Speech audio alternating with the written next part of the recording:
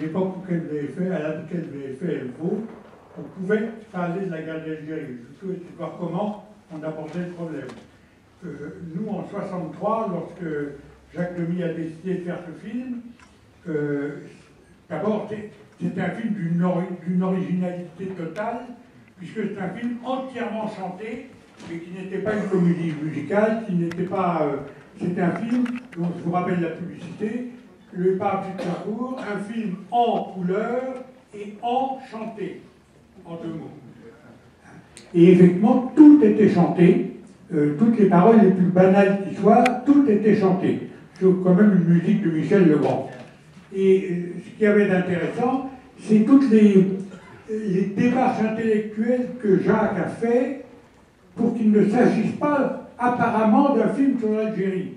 Il a d'ailleurs gagné parce que beaucoup de gens n'ont pas repéré ça. Pour eux, c'était une bluette entre une petite marchande de parapluies qui rêve du prince charmant, qui voit son gars partir en Algérie. On n'en parle pas, enfin, c'est vraiment comme ça passe dans le film. Et puis elle tombe amoureuse d'un bijoutier, et puis elle l'épouse, et puis le gars revient. En très mauvais état, mais il revient.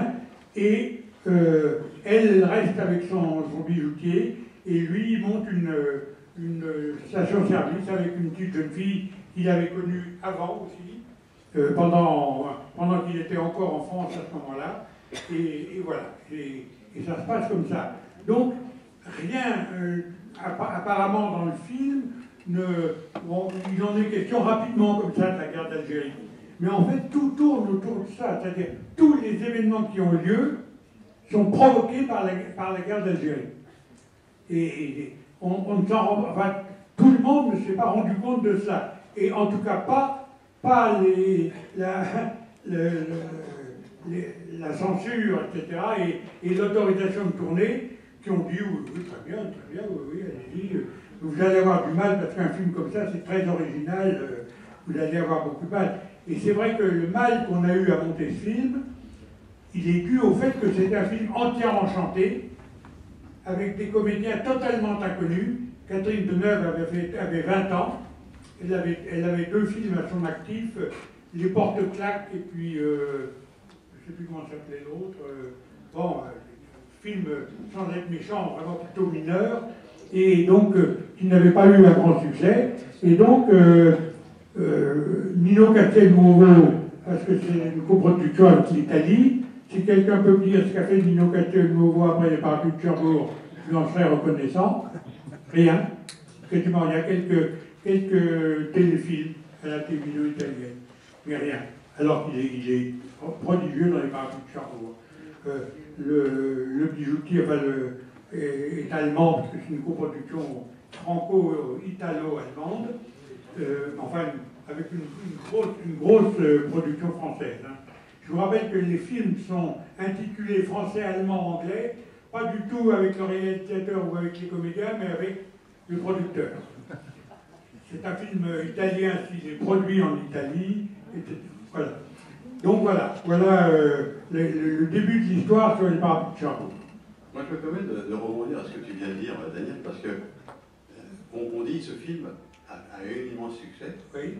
Hein, mais en même temps, au profond de nous-mêmes, pour ceux qui étaient rentrés, je rappellerai que nous sommes dans les années 60, nous sommes partis ceux nés entre 32 et 44, donc voilà, moi je fais partie de ceux du milieu, mais qui n'avaient pas, pardon mesdames de ce que je vais dire, c'est pas du tout sexisme, mais nous avions une copine, nous avions une amie, une fiancée ou pas, et où notre cœur a été pris comme il pouvait l'être, comme on avait à cette époque-là. Hein, ce n'est plus la monnaie moderne, moi j'ai la fille. Non, Jean, pardon. Ah, c'est le micro, pardonnez-moi, je crois que c'est ce que j'avais dit. Mais je dirais que nous pensions, nous vivions autrement pour certains, et combien d'entre nous avaient une copine, comme on dit, une amie, voire plus, qui, quand elle a vu qu'on partait avec notre billet, qu'on avait un aller, le retour était hypothétique, nous a largués. Et je fais un rapprochement pour certains d'entre nous, et on reconnaîtra, sur 2,5 millions, hein, forcément. Eh bien, à travers cela, quand on voit que le quai de la gare, quand il part, il est parti, et il est remplacé parce que belle-maman veut le remplacer, et revient, ils se sont éloignés. Et je dirais que peut-être dans certains, quand nous sommes rentrés, quand on fait le film, il y a peut-être eu une réminiscence selon ce qu'on est ou pas sur les pros, au niveau de l'affectif. Là, je vais vous laisser la parole, puisque là, après vous échangerez, mais je dirais vous, nous sommes maintenant, vous avez fait ce film en 2014, nous sommes donc 62-2014, la distance a évolué, nous sommes un autre, on représente les sentiments autrement, et sont vécus autrement, je pense, même s'il y a toujours une fleur bleue au fond de nous-mêmes, et tant mieux. Voilà, donc je vous laisse la parole là-dessus. Déjà, je trouve que c'est un petit peu gênant pour moi d'avoir une discussion mélangée entre un grand film, un chef-d'œuvre comme Les Parapluies de Cherbourg, réalisé par un maître, et mon film. Non, mais on parle de deux mondes, de deux choses différentes. On s'y attendait pas. Ouais, effectivement, les Parapluies de Cherbourg, c'est un film qui m'a beaucoup marqué, énormément marqué. Peut-être qu'il a aussi un petit peu contribué à mon chemin vers ce film Loin des hommes. Justement, comme dans les Parapluies de Cherbourg, il y a une tension intime. Voilà, encore une fois, une flagration intime du collectif, du politique. Mais moi, je sais que je vais vous raconter une anecdote. Moi, je n'ai pas vécu la guerre d'Algérie, je suis né en 68. C'est mon père qui a vécu. Comme la plupart des gens qui ont vécu la guerre d'Algérie, ils n'en parlaient pas, ils refusaient d'en parler. Je trouvais qu'il y avait toujours une sorte de secret, de silence autour de cette période, que j'ai constaté dans beaucoup de familles. Et moi, je crois que j'ai fait Loin des hommes pour avoir une explication à un mystère de mon enfance. Mes parents habitent dans le sud de la France et je vais aller chercher le courrier, c'était mon rôle, le matin. Et un matin, dans la boîte de lettres familiale, je suis tombé sur un petit mot où il y avait marqué « On t'a retrouvé sa coco, on va te crever, signé OAS ». Bon, je vais avoir 12 ans, je retonne le mot tout tremblant à mon père. Il me dit « Mais t'inquiète, c'est des conneries ». Et j'avais besoin d'explications, mais il ne les a pas données. Et les explications, je les ai eues en faisant ce film, grâce à ce film, donc des années plus tard. Et effectivement, mon père était instituteur en Algérie, comme le personnage de Daru. Enfin, mon père est français, pas d'origine espagnole comme le personnage de Daru, et il était au Parti communiste français, comme beaucoup de gens à l'époque qui avaient la fibre anticolonialiste. Il y a beaucoup de gens qui ont trouvé une oreille attentive à ces problèmes au Parti communiste, qui ont été absolument déçus après. Lui, c'était son cas. Et voilà, je pense qu'il a dû rendre des menus services.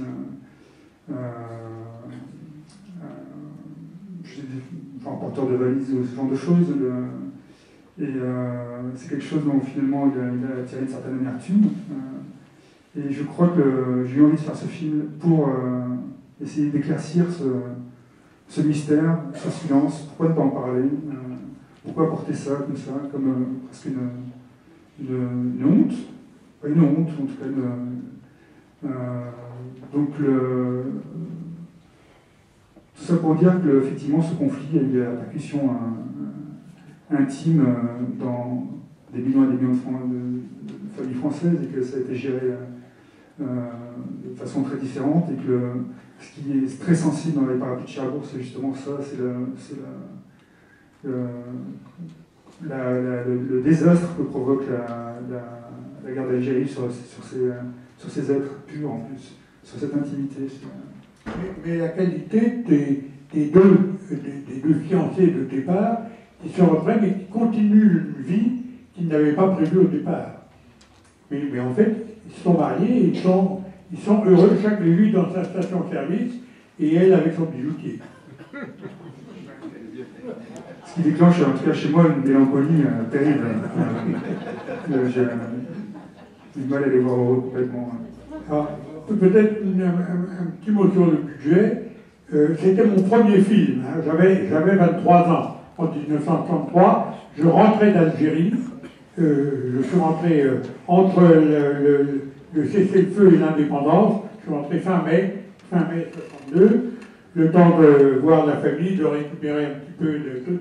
J'ai fait 30 mois de service militaire, dont 6 mois donc, en Algérie, à Cherchell, pour commencer, 10 mois à l'école d'officier, donc d'infanterie, à Cherchell, 10 mois en Allemagne, parce que comme je suis sorti dans un rang à peu près correct, il y avait des postes à prendre en dehors d'Algérie, et comme je n'ai pas une volonté effrénée de pratiquer la torture, contrairement à ce que d'aucuns pourraient croire, j'ai choisi un poste en Allemagne, où ceux qui la pratiquaient n'étaient déjà plus là. Donc voilà, je devais rester 6 mois, et je suis devenu l'aide de camp du général, parce que je suis alsacien et que je parlais allemand couramment et tout, et lui pas un mot, donc je passe rapidement. Donc je me suis occupé de toutes les liaisons avec les autorités civiles allemandes.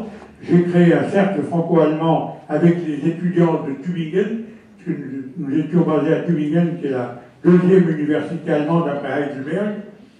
Et voilà, et du coup, il m'a gardé 2 fois 2 mois, en espérant, lui et moi, que la guerre d'Algérie allait se terminer assez rapidement pour que je reste la fin de mon temps. Mais je suis parti en Algérie, j'ai fait 14 mois, finalement, de plus, enfin en tout, sur le barrage tunisien.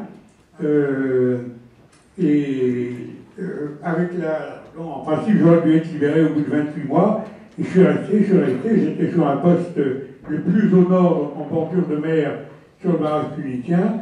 Et la réponse qu'on me faisait pour mes appels à chaque fois en disant mais je pars quand, dès que votre successeur sera arrivé, me disait-on, fort aimablement. Et voilà. Donc j'ai fait exactement 30 mois. Je suis rentré fin mai en France. Donc, et dernière petite anecdote, le 19 mars au soir, j'ai eu droit à un harcèlement, comme pratiquement toutes les nuits, un harcèlement un peu de façade, parce que les gars venaient souvent avec des armes individuelles ou pas grand-chose, ils n'avaient plus de mortier, ou en tout cas plus de munitions ni rien. Donc les harcèlements que nous subissions, si on était bien planqué, on ne risquait pas grand-chose. Mais donc moi j'ai riposté, j'ai fait riposter mes hommes, parce qu'on était harcelés, donc on ripostait. Et le lendemain matin, je reçois un coup de fil affolé de mon colonel, me disant mais dites donc, qu'est-ce qui s'est passé cette nuit? Ben, j'ai été harcelé, j'ai riposté. Mais c'est le feu! Prévenez-moi dans ces cas-là, hein, ça peut servir quand même. Donc Daniel, tu ne faisais pas de cinéma à cette époque-là. Donc voilà. Prix du film. Oui. Prix du film, je parle en ancien franc. Le budget que j'ai établi était de 232 millions d'anciens francs. Bon, alors à vos calculettes. Et il a coûté 137 millions d'anciens francs. Ce qui est vraiment tout à fait petit. C'est-à-dire qu'il vaudrait maintenant 137 euros minimum. Minimum. C'est un film qui a duré très longtemps parce que, comme il est entièrement chanté, il a fallu que tous les comédiens, y compris les seconds rôles, voire les troisième rôles, apprennent leur texte absolument par cœur et musicalement. Donc ça a été, quand je dis musicalement, c'est pas en allemand, hein, musicalement, en allemand. Merci Daniel. Je voulais poser une question à David. David, permettez-moi de venir. Micro, s'il vous plaît. Oui, pardon. Donc, je voulais simplement vous demander, David, vous avez écrit Loin des hommes. Moi, je ne suis pas le seul à certainement avoir vu votre œuvre. J'ai beaucoup aimé parce que justement, vous traitez d'un autre sujet. Vous l'avez dit, vous parlez de votre père qui a vécu, qui a suivi, qui a reçu des petits messages d'amour en même temps. Et j'ai vu que vous étiez inspiré de L'Exil et le Royaume de Camus. Alors, j'aimerais que vous me parliez un petit peu du scénario, comment vous avez fait l'adaptation, où est-ce que vous avez tourné, et dans quelles conditions est-ce que vous avez ressenti, et comment réagissaient un peu les acteurs. Une curiosité peut-être que nous avons tous. Alors effectivement, le film était l'adaptation d'une nouvelle qui s'appelle L'Hôte, qui fait partie de L'Exil et le Royaume d'Albert Camus. Une courte nouvelle qui fait une dizaine de pages, un texte magnifique, poétique, ciselé. qui est complètement centré sur le personnage de Daru, qui est un personnage qui est très proche de Camus à cette époque-là, qui est déjà dans cette époque où il refuse de s'exprimer sur l'Algérie. C'est le dernier texte qu'il écrit sur l'Algérie, ça a été écrit en 50, fini d'écrire en janvier 54. Donc c'est écrit avant la guerre. Dans la nouvelle, il n'est pas fait mention de la guerre. C'est vraiment écrit par quelqu'un qui pressent l'imminence de la guerre. Et il y a un personnage, le deuxième personnage, c'est un prisonnier arabe, comme il est dit dans le texte, qui n'a pas de prénom. Il n'a pas de prénom comme dans l'étranger. C'est d'ailleurs une critique qui a été formulée à l'encontre d'Albert Camus, c'est que ces personnages algériens étaient anonymes, étaient comme ça, archétypaux et pas individualisés. Moi, quand je suis tombé sur cette nouvelle, j'ai eu une vision de western, je me suis dit, c'est pas un western, mais il y a quand même la sauvagerie de la nature, il y a des éléments qu'on voit peu souvent dans le cinéma français, il y a une sorte de potentiel de récit épique, ça m'a beaucoup attiré. C'est qu'après des mois de travail, je me suis rendu compte que c'était probablement pour aller chercher le secret dont j'ai parlé tout à l'heure que je travaillais là-dessus, mais je m'en suis pas rendu compte tout de suite. Et en faisant l'adaptation de cette nouvelle, je me suis dit, ça a du sens, 60 ans, 70 ans plus tard, que si je développe les deux personnages. Que si en face de cet instituteur européen d'origine espagnole, je mets un Algérien qui lui aussi vit intimement la déflagration causée par la naissance de cette guerre. Donc voilà, mon travail d'adaptation, c'était ça, c'était de trouver une histoire, de trouver un prénom, de trouver une famille, de trouver des raisons d'agir à ce personnage qui est en creux dans la nouvelle de Camus. Et c'était le sens de mon travail d'écriture. Et ensuite, j'ai confié ce rôle à un acteur que j'adore, qui s'appelle Reda Kateb, qui est le petit-neveu de Kateb Yassine, ce grand écrivain algérien, qui était un frère ennemi de Camus, donc ça résonnait assez bien par rapport aux propos. Ils ont eu des rapports très amicaux, puis très compliqués au moment de la guerre. Je crois que Kateb Yassine disait qu'ils étaient les deux lames d'un même couteau, les deux côtés de la lame. Voilà, et puis pour savoir où est-ce qu'on a tourné, moi j'aurais aimé tourner ce film en Algérie. J'ai fait énormément de repérage en Algérie, j'ai pensé le faire en Algérie. Ça aurait eu du sens, 70 ans après le déclenchement des événements qu'on voyait dans le film. Et j'y ai renoncé parce que bien qu'on avait des autorisations, il n'y avait pas une interdiction formelle, mais c'était très compliqué, il y avait des problèmes de sécurité. Ça demandait d'être sous escorte sans arrêt, même si on ne la souhaitait pas. Et j'ai fini par renoncer aussi parce que je sentais que côté algérien, il y avait quand même un amour très ambigu par rapport à Camus, qui était quand même la source de ce film. Et en même temps, beaucoup d'amour et beaucoup de respect, et en même temps, beaucoup d'agacement. Par moments, Camus est algérien, et par moments, c'est le faux frère. Et que je pense que ça compliquait quand même les relations avec l'histoire de la culture algérienne, qui au départ était très demandeur de ce genre de film. En fait, non. En fait, je pense pas que l'Algérie soit en fait spécialement demandeur de raconter ce genre de mémoire. Finalement, je pense que c'est pas leur préoccupation. Et on a fini par tourner au Maroc, dans le même massif montagneux, dans le Haut-Atlas, mais de l'autre côté de la frontière, côté marocain. Comme Les Nuits Intimes, comme beaucoup de films qui ont été évoqués au cours de l'après-midi. Moi, j'ai trouvé une ressemblance à vos deux films, puisque je connais le tien, et je connais le vôtre. C'est en finale, finalement, c'est que de ton côté, Daniel, les deux couples, finalement, refont leur vie, comme tu as dit, partent vers des horizons complètement différents. Et vous, dans votre film, si le souvenir, dans votre petite mémoire, est bonne, il vous conduit à un certain moment à un embranchement. L'un part sur la droite et l'autre revient sur ses pas ou part sur la gauche. Hein, c'est bien ça. Et l'image qui me reste, c'est que finalement, eux aussi prennent des chemins complètement différents. Mais j'ai fait travailler mémoire, je ne sais pas si c'est bonne. Est-ce que, peut-être que vous pouvez changer avant que nous passions à l'autre sujet? Eh bien, le mot est pour vous. Mais bon, vous avez peut-être quelques questions avec le public. On vous accorde quelques questions? Oui. On se dira qu'on se donne, allez, 3-4 minutes, et ensuite, voilà. On a rattrapé le temps, on ne rattrape jamais le temps complètement, enfin, on va faire décemment respecter le temps pour tout le monde. Le 19 mars, vous dites que vous avez été surpris par un harcèlement.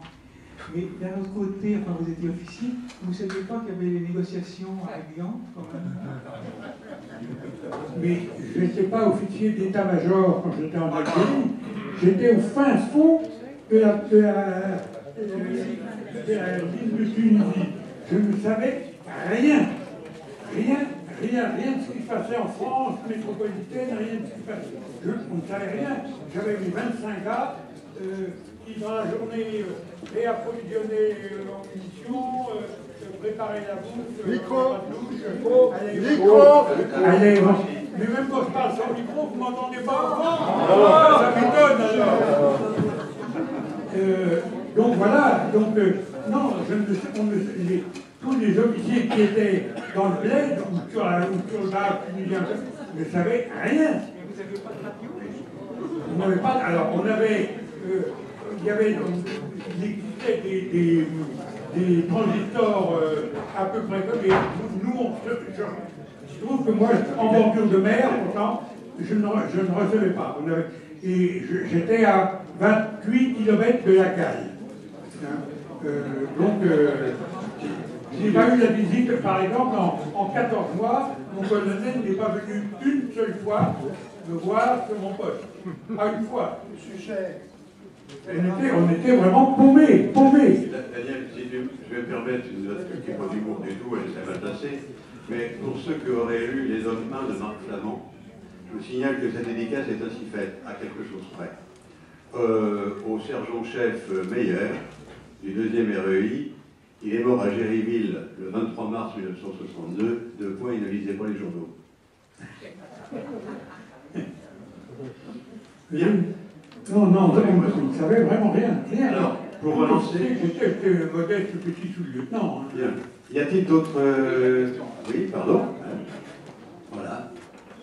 Merci à toi, Joseph, mon fidèle micro. Oui, bonjour. C'est une question à David, au réalisateur, par rapport à ce que vous disiez sur les relations avec votre père, notamment ce silence comme ça qui a prévalu durant les années. Est-ce que vous lui avez montré votre film? Est-ce que vos relations ont pu évoluer? Est-ce qu'il a pu du coup s'ouvrir un petit peu à vous sur ce qu'il a vécu en Algérie? Oui, moi ce silence m'a intéressé parce que j'ai vu qu'il était très général en fait, que j'étais pas du tout le seul concerné, que c'était vraiment un phénomène qui dépassait notre famille. C'est ça qui avait l'air d'être assez universel. C'est ça qui m'a intéressé. Je tiens à préciser que les relations avec mon père étaient excellentes malgré ce silence. C'est justement pour ça qu'il était impressionnant. Et oui, je pense qu'on fait des films pour trouver des réponses à des questions. Là, ça s'est matérialisé vraiment. Il y a vraiment une réponse concrète à une question concrète. Mais je pense que c'est le cas de tout film en fait. On va chercher on va là où ça grouille, c'est bizarre, et que je pense que ça nous aide à trouver des réponses. Là, en l'occurrence, oui,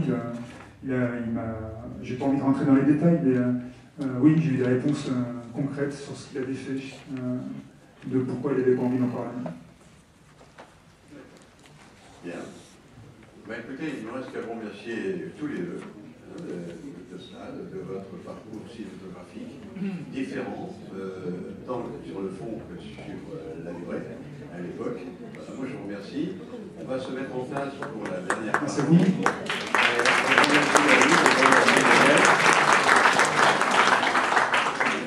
Donc,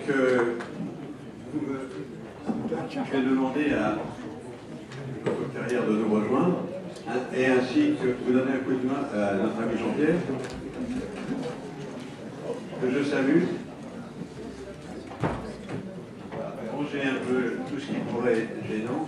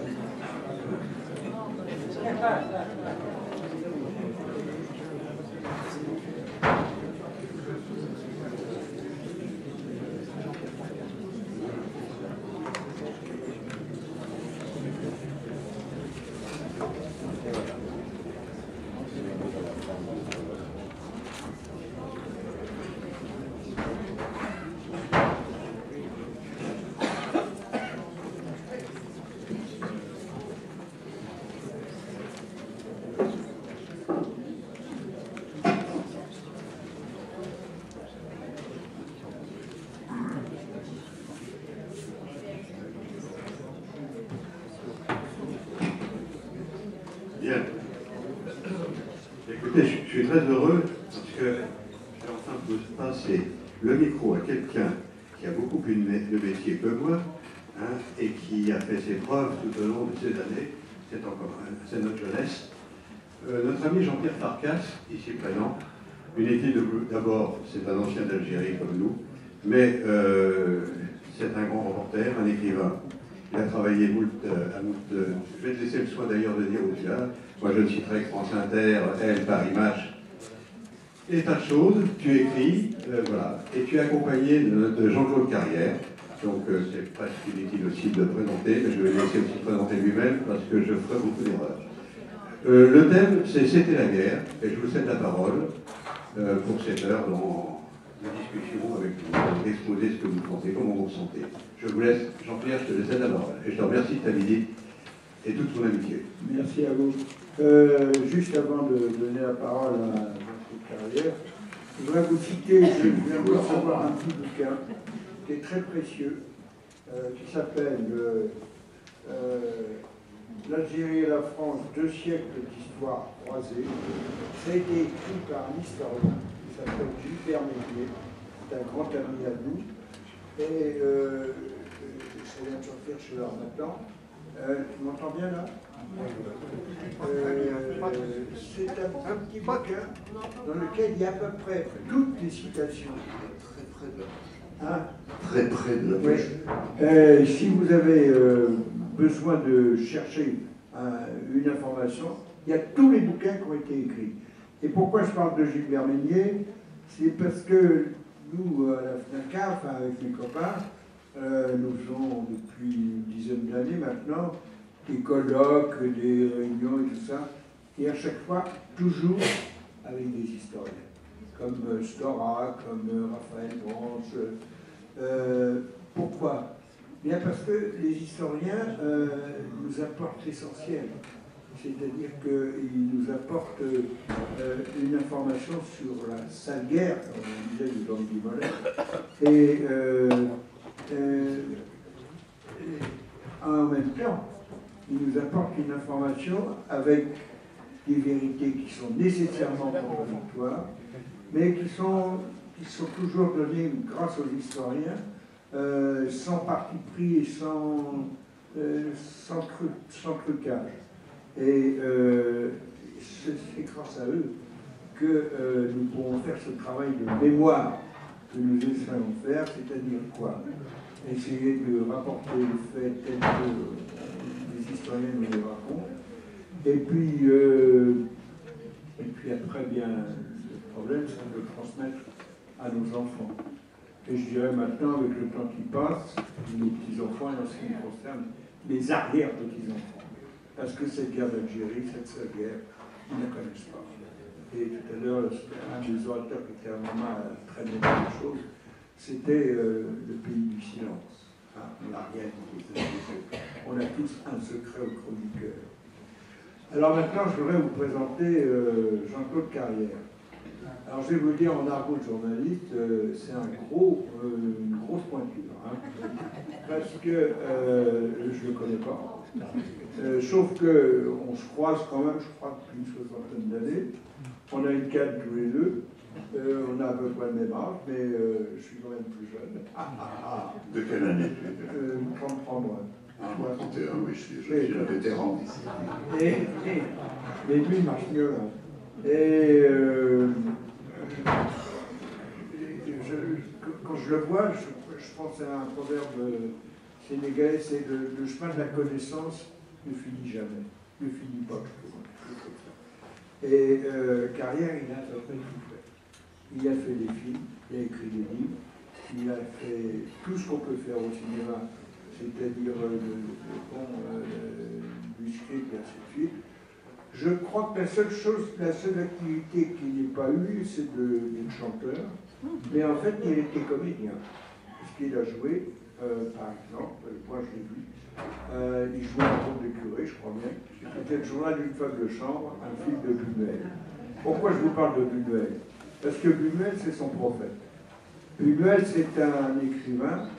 Je crois que Carrière a dû bosser avec lui pendant 20 ans. Ouais. Je crois que vous avez fait 5 films ensemble. 6. 6, tu vois. Et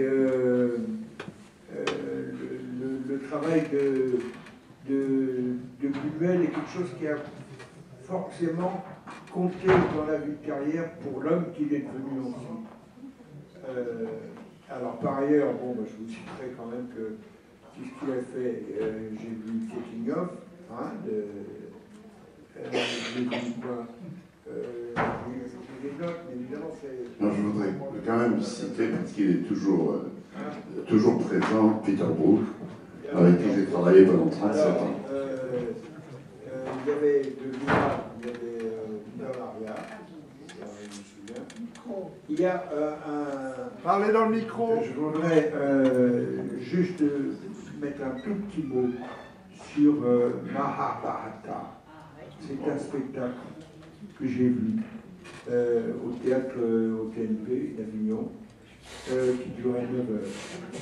Et c'était Peter Brook qui avait fait ça. Et évidemment, Jean-Paul était dans ce coup-là. Je pense qu'aussi, bon, pour lui laisser la parole, parce qu'il a plus de choses à dire, bien que nous soyons au moins aussi bavards l'un que l'autre, je voudrais quand même dire aussi que c'est plus personnel. Mais je dirais aussi que c'est un voisin pour moi. Pourquoi c'est un voisin? Eh bien d'abord parce que je crois qu'il a fait ses débuts, c'était avec Jacques Tati, ouais, Monsieur Hulot, vous vous souvenez, hein, et Pierre Etex. Ce sont deux comiques avec qui j'ai passé des années merveilleuses et avec qui Jean-Claude a commencé à travailler, je crois bien. Je voudrais aussi dire dans les voisins, bah, il faut que je le dise, son pays natal, c'est Colombier-sur-l'Orbe. Colombière-sur-l'Orbe. L'Orbe, c'est une toute petite rivière charmante que je connais bien, moi je vais souvent à Vieux-Sang. Et il se trouve que là où il est, à Colombière, sur le petit village en haut, eh bien, il a un voisin qui est mon filleul, qui s'appelle Christophe Barnier. Et Christophe Barnier, c'était le fils de Lucien Barnier. Et Lucien Barnier, c'est un grand journaliste qui a été mon premier patron. C'est lui qui m'a appris le béaba du métier. Et c'était mon ami.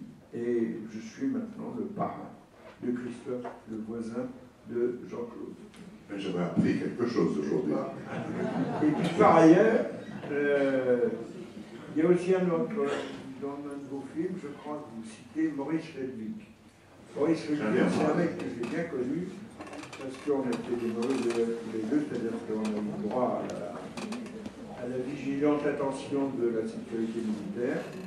Donc on a eu tous les problèmes. Et voilà tout ce que j'ai à vous dire pour vous présenter Jean-Claude Carrière. Et surtout, je me demande même si c'est le seul film que vous ayez consacré à l'Algérie. Est-ce que maintenant c'est à vous? Salut. Oui, salut et merci. Un petit mot pour Pierre Etex et Maurice Feldvig, avec qui j'ai beaucoup travaillé, les deux, et qui tous les deux ont disparu l'année dernière. Alors, un souvenir pour ces deux hommes merveilleux, et Maurice Feldvig était un réalisateur de très grand talent. Alors, en ce qui me concerne, comme vous l'avez dit, très aimablement, je suis le doyen ici, sûrement, le vétéran, et j'ai fait la guerre d'Algérie. Je peux dire que j'ai fait 29 mois de service militaire, dont 17 mois en Algérie. Donc, je peux en parler un peu. C'était de la fin en Algérie, de la fin de l'année 59, toute l'année 60 et les 3 premiers mois de 61. J'étais, comme je sortais, enfin j'étais dans une grande école normale supérieure, le colonel qui commandait toute la région, dans le sud algérois, en dessous du Djurdjura, la ville qui s'appelait Oman, et jusqu'à Boussaada, nous avions 2 centres. J'étais secrétaire particulier de ce colonel pendant presque tout le temps où j'étais en Algérie, et j'avais autour de mon cou une petite clé qui était la clé de l'armoire métallique dans son bureau, où se trouvaient les dossiers de tous les officiers et sous-officiers du régiment, avec tout ce qu'ils avaient fait. Et j'avais accès à ces documents secrets dont le colonel se servait pour rédiger des notes concernant leur avancement, ou pas. Et tous les officiers du régiment savaient que j'avais la clé. Donc ils savaient que je savais ce qu'ils avaient fait, et je pourrais en raconter naturellement des jours et des jours. Mais la question n'est pas là, puisqu'on parle surtout aujourd'hui de la représentation de la guerre d'Algérie. J'en suis revenu comme tous ceux de ma génération, fatigués, déçus. Certains étaient alcooliques, certains étaient désabusés. Quand nous nous sommes retrouvés sur le bateau pour rentrer en mars de cette année-là, 61, et j'avais, comme tous, envie d'oublier, comme si il ne s'était rien passé. J'étais marié, on s'était écrit avec ma femme pratiquement une fois par semaine pendant tout ce temps-là, et nous avons fait un paquet de ces lettres avec ma femme, et nous sommes allés le jeter dans la Seine, du haut d'un pont, signe comme si on voulait oublier. Et puis non, je n'ai pas oublié. Je suis retourné en Algérie, je suis devenu ami avec Lakhdar Amina, et une dizaine d'années après, moi je suis rentré en 61, vers les années 75, 16, chez Lakhdar Amina à Alger, j'ai fait la connaissance du commandant Asdin. Le commandant Asdin était le chef de la Wilaya 4 du Kabylie, c'était notre plus redoutable adversaire. 12 fois blessé, 3 fois évadé, pour dire à quel point il était célèbre. Au cours d'une de ses captures, il a eu droit à la couverture de Paris Match. Quand même, c'est pas donné à tous les Falagas. Hein. Et j'ai fait sa connaissance, un homme tout à fait vivant, drôle, racontant, ayant beaucoup de documents sur la guerre. Et il est venu chez moi à Paris, je l'ai invité, et ensemble, nous avons eu l'idée de faire un film de télévision qui serait un film co-écrit, co-réalisé et co-produit par les 2 pays. C'est-à-dire que ça ne s'est jamais fait que 2 pays qui ont connu une guerre fassent un film sur leur guerre. Alors, l'idée a enchanté Asdin. Et je lui ai dit, est-ce que tu veux être mon co-scénariste? Parce que lui avait beaucoup de choses, ce qu'il voulait dire sur les méthodes même d'intimidation du FLN à l'égard des populations algériennes. Et moi, beaucoup de choses à dire aussi sur la conduite de certains éléments de l'armée française.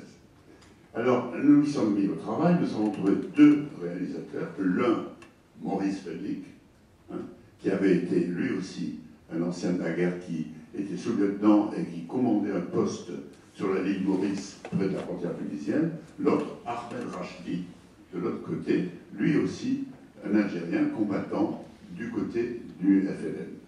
Et nous avons trouvé une coproduction avec la télévision française et la télévision algérienne. Et le film s'est fait, et il s'appelait « C'était la guerre ». C'est un film en 2 épisodes de télévision, 2 soirées. Et il a été... ce qui est très intéressant dans ce film, outre le film lui-même, j'en sais rien, c'est que, et ça m'a toujours beaucoup surpris, il est passé à la télévision. Il a eu le prix du meilleur film au FIPA, qui est le Festival des films de télévision. Il est passé en France. Il n'est jamais passé en Algérie.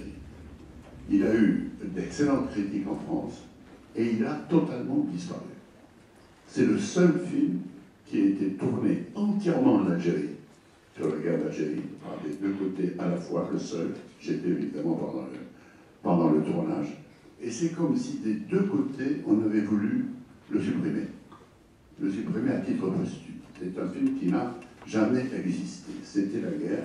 J'ai essayé d'en avoir des copies à l'INA. On ne le connaît pas. Voilà. Il y a le reportage. Ah oui, il y a Ouais, ça, je le non, on a des cassettes. On a des cassettes VHS, oui, oui. Jean-Claude a eu aussi, comme ce qui est très rare, Oui, on peut lancer. un Oscar du meilleur scénario pour un film étranger. Un Oscar. Oui, on peut baisser la lumière, merci. Lumière. On va voir quelque chose. La lumière, s'il vous plaît, merci. Oui. Oui. Il y a quelque chose à revoir dans le fonctionnement de cet auditorium. Bienvenue au Terrien. Oui, on peut baisser la lumière. Mais c'est pas grave. Bon. Peut-être que ma voix en dehors, ça va être ça.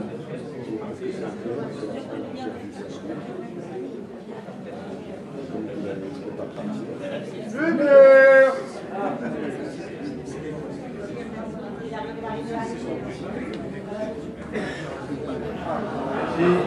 Merci.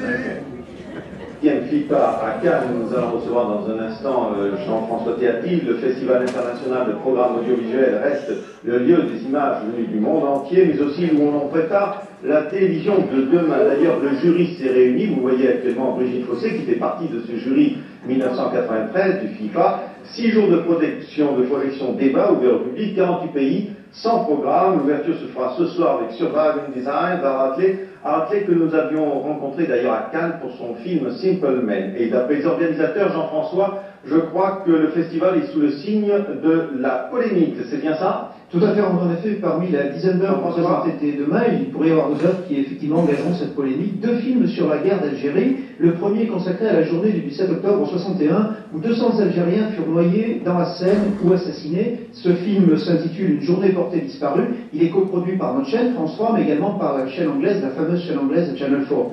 Ce film sera présenté demain à 14h à la salle de Bussy. Autre film sur la guerre d'Algérie, encore produit par le groupe France Télévisions, mais cette fois par France 2. Ce film s'appelle C'était la guerre.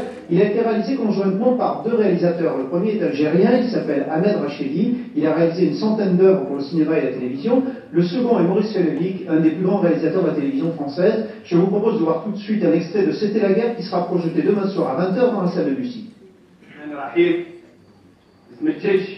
اسم الجبهة الجلسة مفتوحة. نقول لكم كلنا جاوبوني للفداء. كلنا للفداء. للفداء. كلنا للفداء. كلنا للفداء. كلنا للفداء. هذا راكم علمتوا على انضمامكم مع جيش التحرير. نقدر نسقسيك. تقدر تفضل. واش معناها هذا في النظام؟ معناه كل واحد تحت المقدور يعاون جيش التحرير. واحد يوكل، واحد يلبس، واحد يسكن، واحد يخبر، واحد يعاون بسلاحه. السلاح كل شويه قاعد في راسه. كيجي العسكر واش نقولوا له؟ يقولوا له قالوا له الشرط الاخرين، المجاهدين الدواء. Bonsoir, donc nous allons voir un extrait de ce film. Nous voyons le recrutement de l'armée de libération. Qu'est-ce que représente pour vous, réalisateur algérien, d'avoir fait ce film conjointement avec un Français? Ça représente quelque chose d'important d'abord parce que c'est la première fois qu'on fait un film sur la guerre d'Algérie, enfin un film sur la guerre d'Algérie, surtout un film... Il se boissait quand même en France. Oui. Enfin, oui, il y en a eu quelques-uns, mais je veux dire, il y a le nombre de films qui ont été faits 30 ans après l'indépendance de l'Algérie sur la guerre d'Algérie n'est pas considérable. Et surtout qu'on sait qu'il y a là une mémoire commune douloureuse et peut-être que c'est une manière originale d'aborder enfin le sujet puisque nous l'avons fait... disons avec un regard croisé sur cette guerre d'Algérie, puisqu'elle est vue des 2 côtés de la guerre d'Algérie, un côté vu par les Algériens, un côté vu par les Français. Peut-être que c'est une manière d'aborder le sujet, peut-être enfin lever le voile, la chape de plomb qui a été sur le sujet pendant 30 ans. Alors justement, ce regard pluriel, le deuxième regard, c'est celui de Maurice Felvic. Maurice, bonsoir. Pour vous, qu'est-ce que cela représente d'avoir travaillé conjointement avec un Algérien sur cette période troublée de l'histoire de France? C'est ce qui me semble, à part ce qu'est le film, mais je trouve que ce film a une valeur symbolique. Moi, je fais partie d'une génération qui a participé à la guerre d'Algérie, et le fait de se retrouver, c'est-à-dire c'est le cas de tous les auteurs du film, et le fait de pouvoir écrire en commun et réaliser un film, pour moi, ça bien sûr, ça a un côté comme ça, une sorte de côté symbolique, une façon de tourner la page qui est très importante, c'est-à-dire qui dépasse le fait de simplement faire un film. Maurice Felvic et Madrachini, merci. On verra ce film donc demain 20h, salle de Bussy à Cannes, et puis dans le courant de l'année sur France 2. Merci. J'ai oublié de dire que, et le commandant Asdin et moi-même, nous avons publié 2 livres avant le film. Le commandant Asdin, un livre en français et en France, qui s'appelle « On nous appelait Feldaga », et moi un livre qui s'appelle « La paix des braves ». On peut rester dans l'ombre.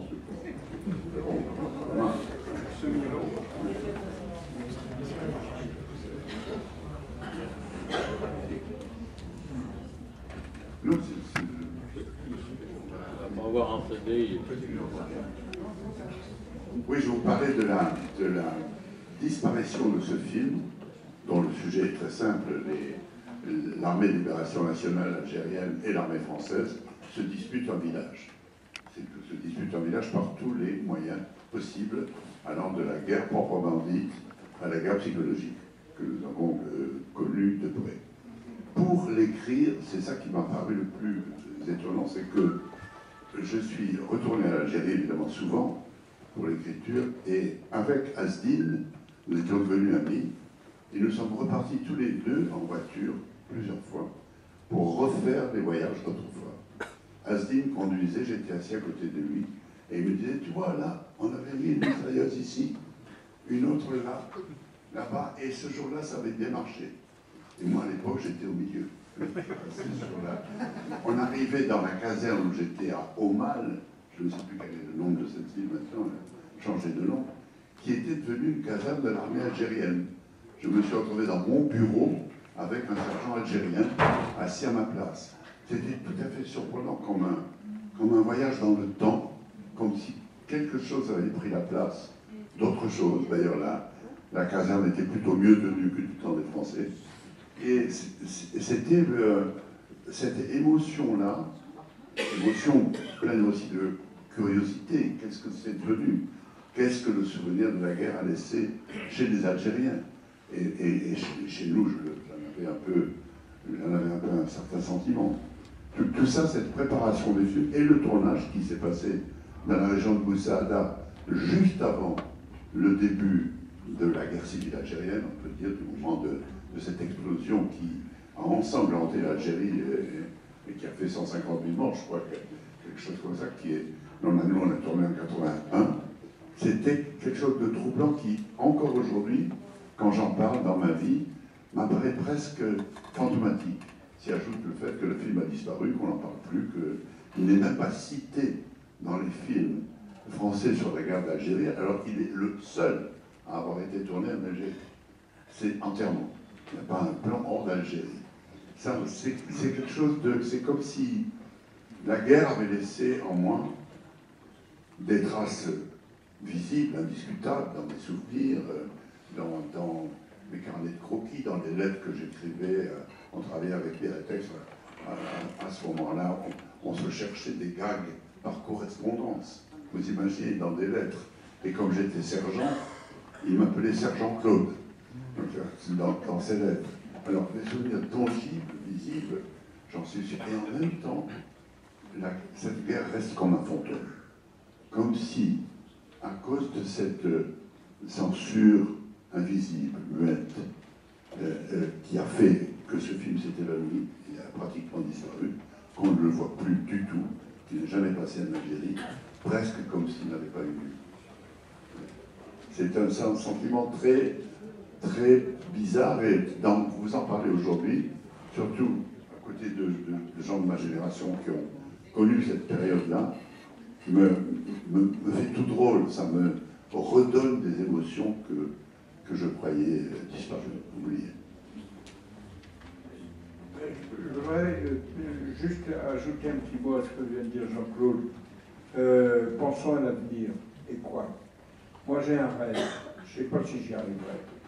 Je rêve d'un, vous savez, de ces bouquins qui s'appelaient Que sais-je.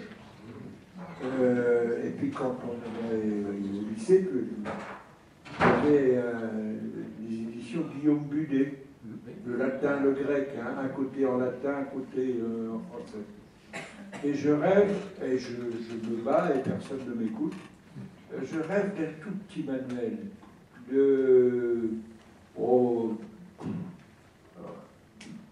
pour les gosses, disons pour les ados qui ont 14-15 ans. Hein. Et je rêve d'un que sais-je sur la guerre d'Algérie, sur cette guerre, qu'ils ne connaissent pas. Parce que si vous allez dans les écoles et que vous demandez à vos gosses si on parle de la guerre d'Algérie dans une école, vous me prévenez. Hein. Je voudrais qu'il soit évidemment supervisé par un historien français, un historien algérien. Je voudrais un côté en arabe, un côté en français.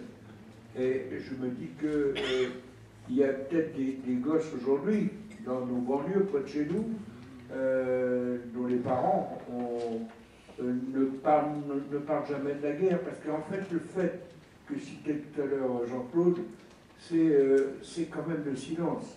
Un jour, avec mes copains de la FNACA, j'ai voulu faire un test. Je leur ai dit, est-ce que vous avez l'un et l'autre, les uns et les autres, est-ce que vous avez un secret? Je vous donne 1 minute. On se tue. Et au bout d'1 minute, on a tous levé la main, on avait tous un secret. Et je crois que Jean-Claude, vous comme moi, on a tous un secret sur la guerre d'Algérie. Et ce qu'il faut vaincre maintenant pour nos enfants et nos petits-enfants, c'est que cette guerre, avec tout ce qu'elle a connu comme grandeur, mais aussi comme horreur, dans tous les sens du terme, puisse quand même arriver jusqu'à l'enseignement pour nos enfants, hein, quels qu'ils soient, qui parlent arabe ou qui parlent français. Et moi, c'est ça que je ressens profondément. C'est la chose très difficile. Moi, j'ai collaboré, je suis historien de formation, c'est normal, enfin bon, j'ai collaboré à un manuel d'histoire franco-allemand ne concernant que le XXe siècle. Nous n'y sommes pas arrivés. Nous ne sommes pas arrivés à créer une histoire commune entre la France et l'Allemagne. La bataille de la Marne est une victoire des deux côtés. Il y a à chaque fois la victoire de la Marne dans les manuels français et allemands, et ainsi de suite. Oui. Ce que vous demandez était extraordinairement difficile. C'est ce que nous avons essayé de faire avec ce film, vraiment de le partager honnêtement dans les faits, dans les sentiments, dans les opinions. Et le film a disparu. Il y a une force d'oubli dans les sociétés dans lesquelles nous vivons qui est très très puissante, malgré nous, qui entraîne dans un oubli collectif des événements dont nous ne voulons plus nous souvenir.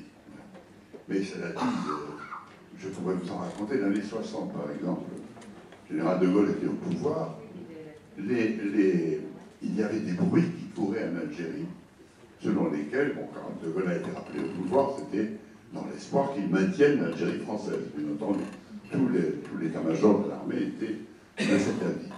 Il y avait des bruits extraordinaires qui couraient, que de Gaulle allait prendre lui-même le commandement en chef de l'armée et venir en Algérie, que des membres de sa famille avaient acheté des propriétés en Algérie, ce qui signifiait bien entendu qu'ils entendaient y rester. Des choses que tous ces bruits, toutes ces rumeurs, dont certaines, étrangement, restent ensuite dans les livres d'histoire, comme si la rumeur était devenue un fait. Vous voyez. Pour lutter contre ça, il faudrait, je crois, des forces surhumaines.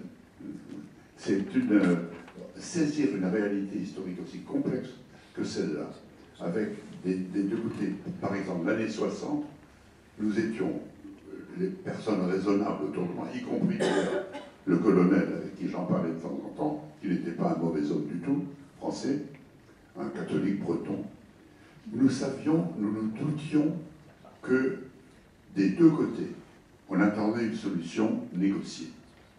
Et que ça n'était plus la peine de se battre. Vraiment, ça ne servait à rien. Et Hasdi nous l'a confirmé par la suite, que de leur côté aussi, ils savaient que les hommes politiques entretenaient des contacts secrets pour en arriver à un accord. Vous voyez. Nous n'étions pas au courant de ces négociations, mais nous le savions. Mais autour de cela, il y avait non seulement les rumeurs dont je parlais, mais un fanatisme qui devait se manifester l'année suivante par les agissements de l'OAS, qui était assez terrifiant, si on y songe, et qui n'était pas d'ailleurs uniquement du côté français. Le Hasdin a été très grièvement blessé dans un combat. Il a été évacué en Tunisie par ses hommes.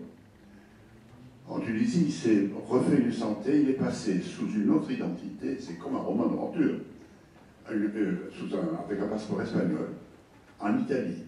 De là, il est passé en France pendant la guerre, avec son identité espagnole.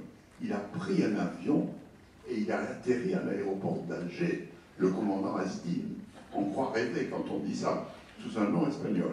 Et il est devenu le chef de la lutte anti-OAS à Alger, dans la lutte la plus clandestine qui soit.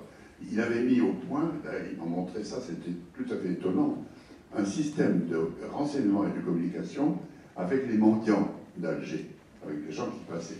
Et il marchait dans les rues et on lui faisait comme ça, des signes comme ça. Ça voulait dire, il y a un détachement français qui est allé le commissariat. Enfin, il avait tout un langage secret dont il m'a longuement expliqué les codes.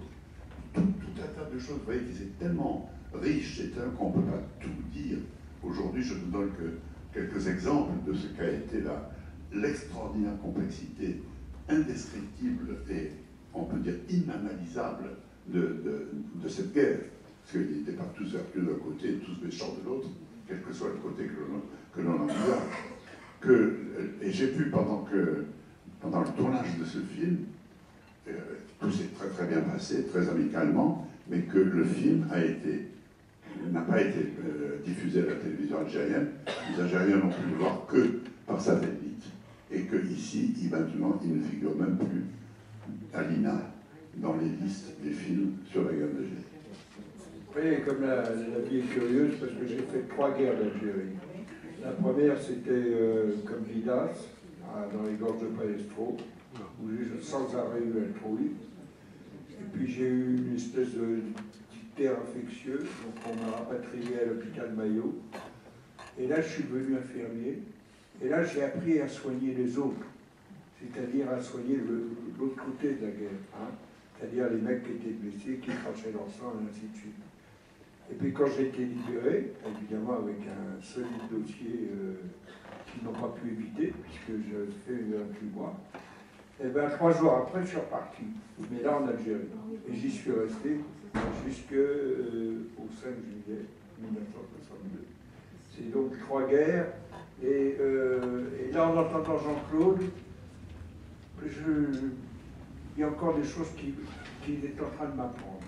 Et c'est en ça que je voulais vraiment le remercier d'être venu avec nous ce soir. Je me rappelle par exemple le choc qu'avait été, parce qu'on sentait bien que le général de Gaulle hésitait, qu'il cherchait une solution, qu'il donnait à droite, qu'il donnait à gauche.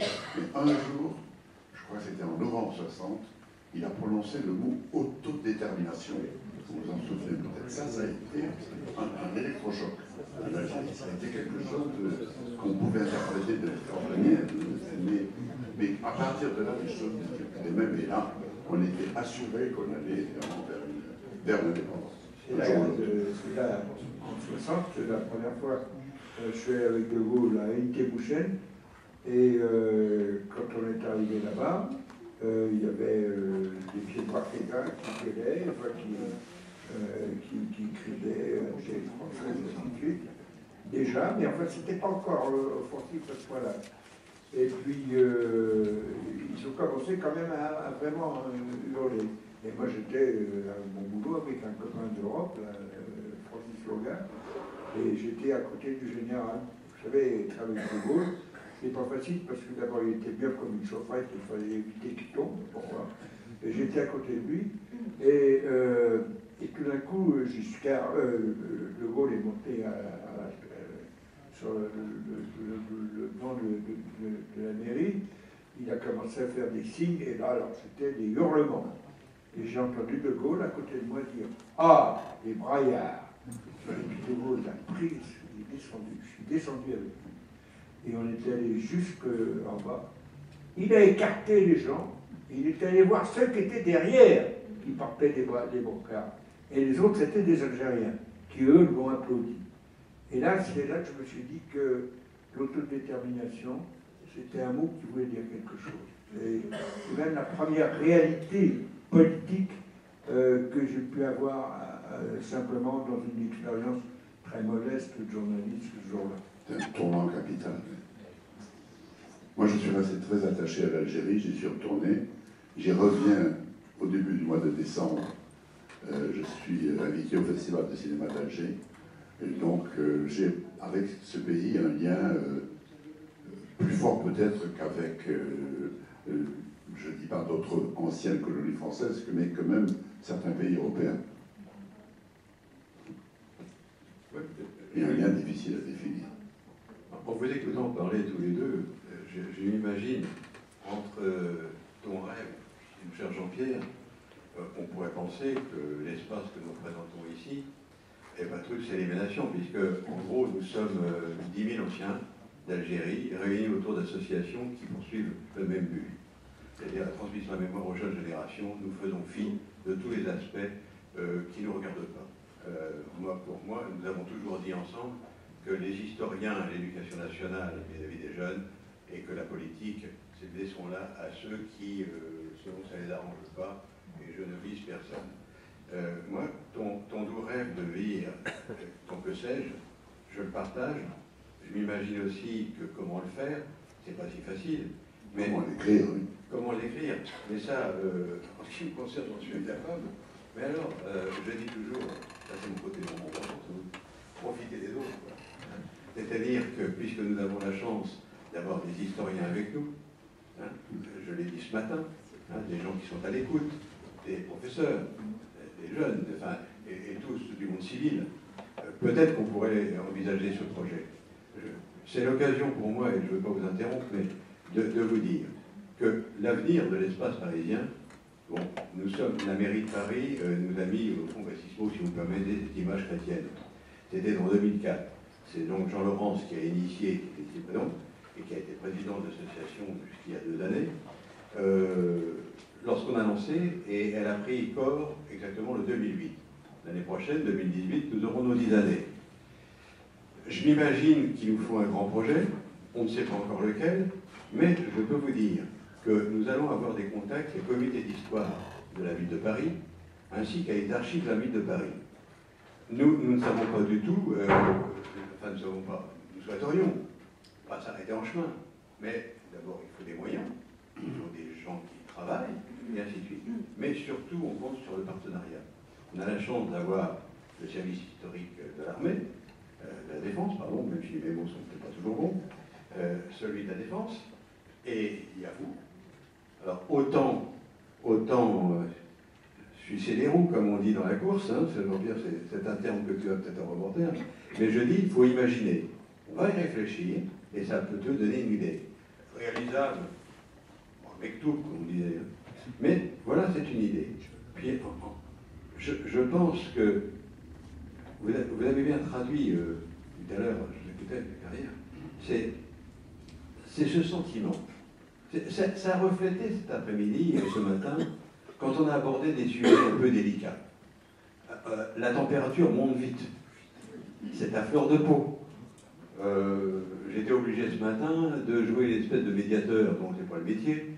Hein, je suis comme vous, moi je travaille avec une maîtrise, pensez-moi expression, messieurs, dames, mais par passion, par intérêt de cette chose.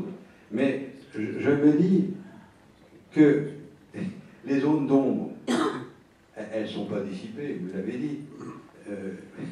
ça doit être difficile pour certains qui étaient à l'origine de certains ordres, d'actes, de décisions politiques. Vous citiez tout à l'heure le président de la République, bon, le général. Donc, on n'ignorait pas qu'il y avait les contacts. J'étais en même temps que vous, 59, 60 et 61. Donc on voyait bien le pourquoi des choses. Et je me disais, c'est fou ce qu'on a pu enfouir de choses. Alors, il y a un enfouissement bizarre. Il y a l'enfouissement de nous, anciens combattants, au fond de nous-mêmes, cette espèce de non-dit. Il l'a dit tout à l'heure quand il parlait de son père, tu l'as dit, et même nous, avant d'en parler. Ou alors on parlait, on raconte souvent entre nous des anecdotes, le côté rigolo. Je dis bien qu'il y a eu j'ai rencontré un député il y a 6 mois, dans mon arrondissement, je ne dirais pas quel pas de délation, chez nous on a donné au 40. Mais je dirais franchement, oui, je dirais franchement que cette personne m'a dit, oui mais enfin, vous étiez parti 2 ans et demi, il y avait le soleil. Bon, je tairai comme ça, la délation, je l'ai dit, c'est pas une bonne chose. Mais j'ai trouvé ça un peu fort de café, et lorsque nous avons sorti des recueils de photos, la première, on a mis le quotidien du soldat. Puis on s'est aperçu que cet aspect où on voit le quillard, l'un avec sa mascotte, le mouton, le Messaoud, dans un rayon de tirailleurs, moi-même en train de laver mes chaussettes et mon slip dans le même casque. Bon, ça avait l'air de leur prouver qu'on était dans un camp de vacances. Eh bien non, on a remis le couvert. On vient de sortir un recueil, c'est pas un recueil de poésie. Des amis à nous qui disposaient de photos délicates. Je mets délicates entre guillemets, vous avez compris. Nous les avons sortis. Et alors là, nous avons une nouvelle vision pour ceux qui nous connaissent. Hein? Donc voilà, ça fait partie, je reliais ça à toute cette onde. C'est un film qui sort, beaucoup intéressant. Vous avez fait quelque chose qui est des deux côtés, pour faire une espèce de passerelle. Mais ça, hop, décidément, des formations. Merci. Donc, ce film, c'est un métier que je n'ai pas malheureusement. Et si vous voulez, ce film, il tombe dans l'oubli. C'est pas le premier, c'est pas le dernier. Il nous manque des images. Très gentiment, vous disiez, merci de votre présence, que le fond, il n'est pas aussi fourni que les autres conflits. Pourquoi, comment? Disparu, parfait, et ainsi de suite. On reste avec un énorme point d'interrogation. Merci. Je voudrais juste dire, il est question d'écrire un que sais-je. Si on fait un que sais-je sur la guerre d'Algérie, ce sera forcément un très étroit résumé des événements. Impossible de dire même ce que nous avons dit aujourd'hui, les impressions que nous pouvons garder les uns et les autres. Comment dire ceci, ce qu'était vraiment l'atmosphère même de la guerre. Moi, je me souviens quand nous sommes arrivés, dès les premières semaines, la chose évidente, c'était que nous n'étions pas chez nous. Il suffisait d'ouvrir les yeux pour le voir. Il y avait 500 000 soldats français en Algérie pour maintenir l'ordre, ce qui était absolument inconcevable, même financièrement, de les maintenir pendant plusieurs années de plus. Et un sentiment que nous avions, puis nous étions plusieurs à ressentir, que quand nous marchions dans les rues, et qu'il y avait des habitants, des Algériens, assis sur des bancs ou assis sur des murs, nous pensions devant eux, et ils ne nous voyaient pas. Ce sentiment est très difficile à décrire. Nous n'étions pas là. C'est-à-dire, nous passions dans leur regard, ils ne nous voyaient pas. C'est comment mettre ça dans un livre, mais même dans un film. C'est extrêmement difficile. Ce sont des sentiments que l'on éprouve à un moment donné et qu'on ne peut absolument pas reproduire, ni par l'image, ni par le texte.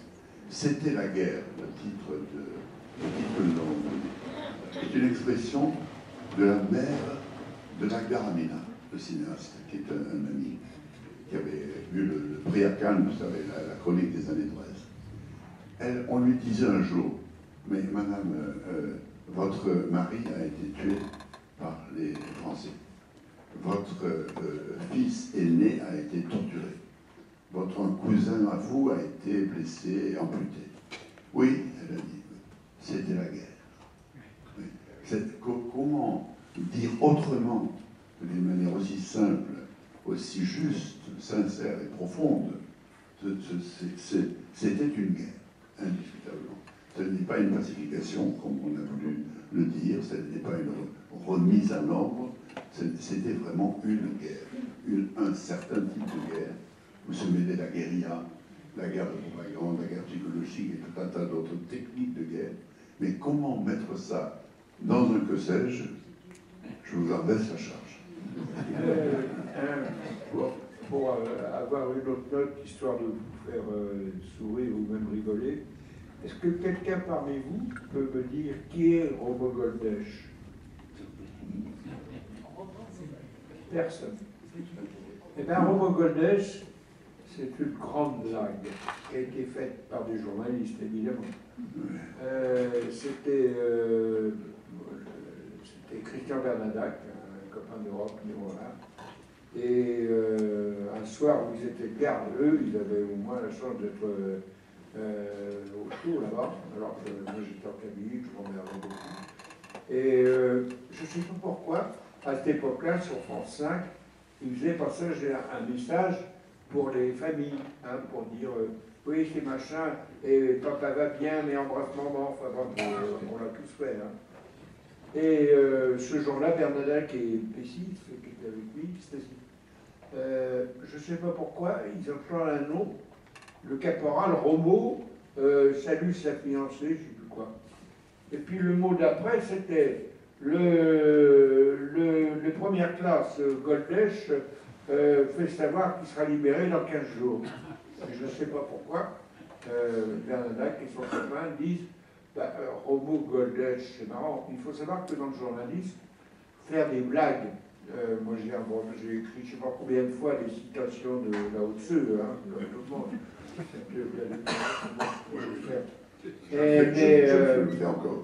Et Bernadac, ils ont lancé ça. Et qu'est-ce qu'on a vu? Et puis d'un coup, moi j'écoutais comme auditeur, et j'entendais parler de ce Romo Goldesh. Alors un jour, c'était Romo Goldesh qui était un basketteur israélien. Le lendemain, c'était le roi du couscous. Une autre fois, il a même été le pilote de la guerre marcheuse. Vous voyez, il fallait le faire. Et ça a marché, et c'était un jeu. Hein, et ça a marché 2 mois. 2 mois après. Je l'ai bien connu, tu sais. 2 mois après. Mais ça m'a rassuré, je vais vous dire pourquoi. Parce que pendant ce temps-là, nos officiers chéris, ils n'ont rien compris, ils n'ont rien du tout, ils n'ont rien entendu. Et Romo Goldesh a disparu comme ça. Sauf que, après, moi je l'ai fait renaître dans d'autres blagues. Mais c'est pour dire qu'il y a, comme disait très très bien Jean-Claude, il y a tout dans cette guerre, des silences, des souffrances, des fortes amitiés.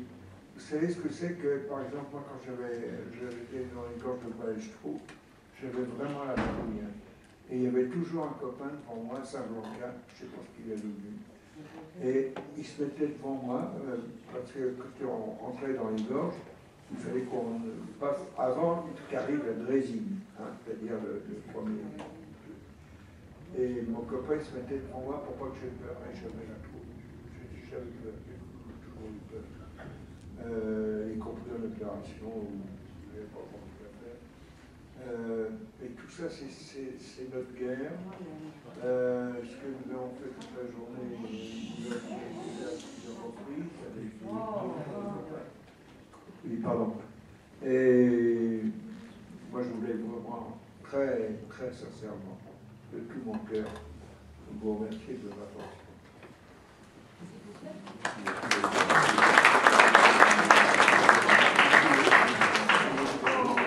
Le mot de la fin est dit, c'est qu'il n'y a pas de mot de la fin.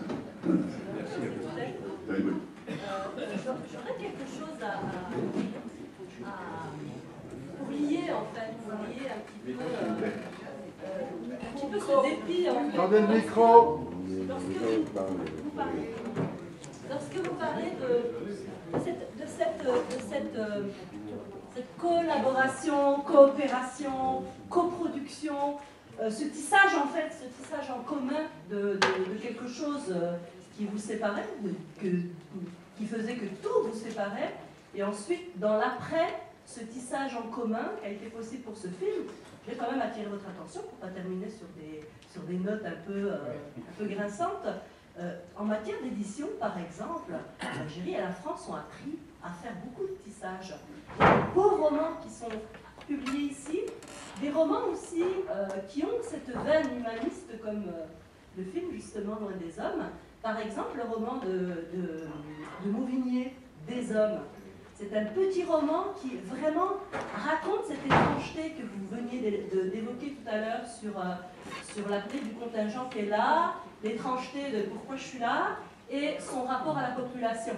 Son rapport vraiment une question à la fois morale, éthique de sa place à ce moment-là, pleine de contingence dans ce contingent, et en même temps, ça marche finalement d'une manœuvre de liberté possible, alors qu'il est pris dans les circonstances de l'événement.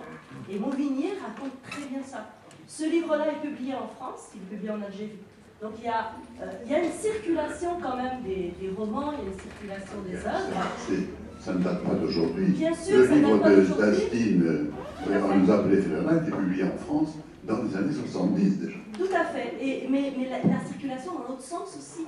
Et donc, cette espèce d'ouverture aussi des Algériens, de lire aussi, et d'avoir cette multiplicité aussi des points de vue sur cette guerre, c'est une soif aussi qui existe et qui est là. Et juste par exemple, l'autre roman de nos frères blessés, j'ai pas le nom de l'auteur, sur l'histoire d'Yveton.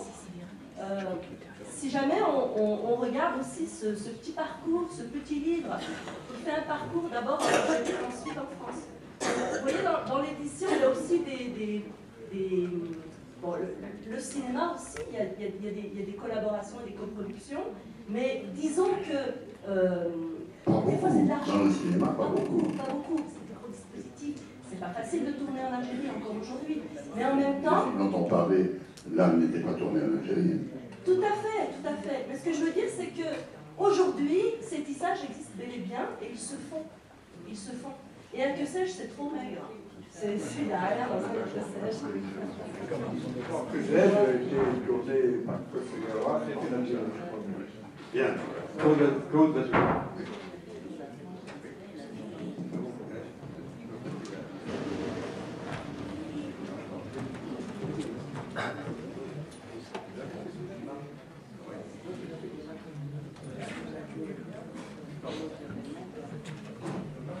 Juste une petite remarque pour rassurer Jean-Pierre Parcasse. À propos de l'enseignement de la guerre d'Algérie, elle est très nettement enseignée. Je ne vais pas rentrer bien sûr dans les détails, mais par exemple en classe de première, elle a même un statut tout à fait privilégié, puisqu'il y a un thème qui porte sur la décolonisation, et l'étude de cas, la seule et unique qui est retenue, c'est l'étude de la guerre d'Algérie avec un volume horaire d'environ 3 à 4 heures, ce qui est quand même pas mal. Et aussi, en terminale, même si la question est moins prise parce qu'elle est en option, il est possible de travailler sur les rapports entre histoire et mémoire de la guerre d'Algérie en terminale. Donc c'est l'un des thèmes qui sont quand même couverts. Alors c'est vrai qu'il n'y a pas un support comme celui que vous évoquiez. Par contre, ce qui est intéressant, c'est que ces supports existent sur d'autres conflits et peuvent être utilisés à certains moments. Par exemple, sur le conflit israélo-palestinien, les éditions Yana Levy ont sur un ouvrage avec la même page coupée en deux, d'un côté, vu par des historiens, l'analyse d'un historien israélien, d'un historien palestinien, et de faire travailler les élèves là-dessus, ça les passionne parce qu'ils voient à la fois des plages de recouvrement, ils voient aussi des divergences, et ce qu'ils voient également, c'est qu'on n'emploie pas les mêmes mots pour en parler. Donc ça, c'est intéressant. Je trouve que c'est intéressant. Bon, c'est vrai que si on avait, au niveau enseignement, parce que les historiens, eux, ont parfois écrit à devoir sur la guerre d'Algérie, mais ça pourrait être intéressant d'avoir au moins un document sur un point précis pour rentrer dans cette dynamique d'enseignement. Et puis juste une petite remarque, si vous permettez, le court extrait que vous avez présenté, là, qui montre quand même la pression qui est exercée sur les populations musulmanes, moi, immédiatement m'a fait penser à un ouvrage peu conseillé, qui est un peu dur quand même pour des jeunes, mais ce sont c'est pas les mémoires, ce sont les témoignages de Mouloud Feraoun en Kabylie, où à la fois il montre l'extrême violence de l'armée française, en tout cas de certains éléments, l'extrême violence aussi du FLN, et on a là un homme de bonne volonté, mais qu'on voit bien déchiré, parce que c'est quelqu'un qui est à la fois profondément algérien et profondément francophile. Oui, qui a été assassiné 5 jours par un commando de l'OAS. Voilà. À propos du que sais-je, vérifiez bien, je ne suis pas certain, mais il me semble bien qu'il existe déjà un que sais-je sur la guerre d'Algérie de, je crois que c'est Duvervilliers. À vérifier. La remarque sur, de notre ami, le professeur d'histoire, ça c'est une bonne nouvelle. Hein. Je bats la coupe. Hein. J'ai manqué j'aurais dû être plus précis. Et si vraiment ça se passe comme il vient de le raconter, c'est une bonne chose. Ça me rassure un peu pour nous deux. Est-ce qu'on enseigne aussi la guerre d'Indochine? Non, non. Elle est évoquée dans le cas de la guerre froide. Là, il y a des choix. On enseigne aux États-Unis, avec le Vietnam. Oui. Y a-t-il d'autres échanges? Je me permettais de faire aborder, je vous laisserai la conclusion. Je voulais savoir si M. Francis Miskine est là. Alors, je voudrais que, je vais saluer, je vais dire, cher Francis, je voulais vous présenter celui qui figure, est ici. C'est lui qui est caméraman à l'époque au service photographique des armées, donc voilà. Et je tenais publiquement à le remercier de sa participation absolument, et pour l'association, je dirais, sympathique, chaleureuse et gratuite, c'est important, pour le prêt de tout ce que vous avez offert pour qu'on puisse faire cette invitation. Je tenais à vous remercier officiellement. Voilà. Mais je laisserai et avant de laisser la conclusion, je me tairai après, c'est rare. Simplement, je voulais demander à ceux qui ont pris des photos de bien vouloir les transmettre à Pierre Merciacal, si possible, de façon que l'on puisse centraliser les photos rapidement. Et où à David Galas, pardonne-moi, je ne l'avais pas vu. Donc, à toi, David, tu peux. Donc, vous avez tous ces par mail, en pièce jointe, enfin comme vous voulez, techniquement parlant. Voilà. En ce qui me concerne, mais je laisserai la parole à nos deux personnes. Je voulais vous remercier de votre attention. Vous priez bien vouloir m'excuser de mon côté censure par moment. Moi, je voulais doublement remercier ceux qui nous ont aidés. D'abord, tous ceux des associations, en particulier ceux-mêmes qui n'étaient pas destinés à certaines tâches, comme toi, Joseph, et je te remercie. Et puis à toi, David, alors là, je te remercie même plus, puisque tu sais quelle amitié nous lie. Je voulais vous laisser la parole à tous les deux, parce que c'est important. Et moi, je vous remercie d'avoir conclu ce soir, comme je remercie les autres. Mais je vous laisse la parole pour la conclusion. Moi, je n'ai pas grand-chose à dire, sinon que j'ai hâte de me remettre au boulot. Pas seulement pour la Dieu. Et je vous remercie, Jean-Claude, d'abord tellement fier de l'avoir rencontré. Vous savez, quand on a fait 50 ans ou 60 ans de journaliste, moi je suis un nabab. J'ai fait le métier dont je rêvais et je savais pas en faire un autre. Et rencontrer un homme comme lui, avec une culture aussi diversifiée que la sienne, croyez-moi, ça c'est un cadeau dont je le remercie. Comme si je pouvais lui offrir un bon vin du côté de l'Orbe. Ça n'empêche pas. Sans nous. Non, moi je n'ai pas de... Je ne crois pas qu'une guerre puisse avoir une conclusion. Je me méfie beaucoup de ce mot. Je crois que la seule suite que puisse avoir une guerre, c'est la paix, tout simplement.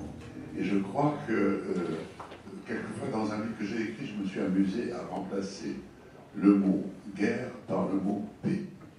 Par exemple, la grande paix, la paix de 14-18, la paix froide, etc. Alors, j'aimerais qu'un jour on dise la paix d'Algérie. Voilà. Et pour le reste, fidèle à notre maître Flaubert, je dirais la bêtise, c'est de vouloir conclure.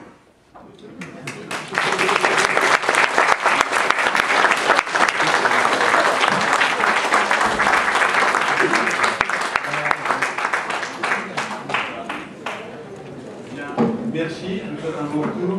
Je vous remercie de votre écoute. Et nous avons même réussi à terminer à 17h30.